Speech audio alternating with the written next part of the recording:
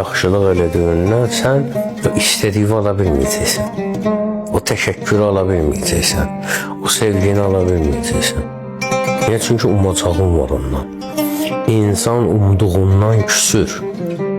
Amma umma, yaxşılıq elə, heç təşəkkür belə umma.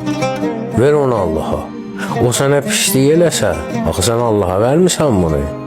O səni sındırmayacaq, o səni məyus eləməyəcək o pisliyi. Sən ona bir daha yaxşılıq eləyəcəksən.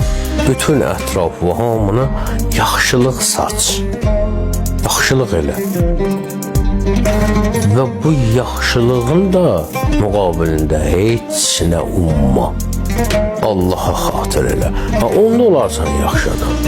Yoxsa hər yaxşılıq eləyən yaxşı adam olmur.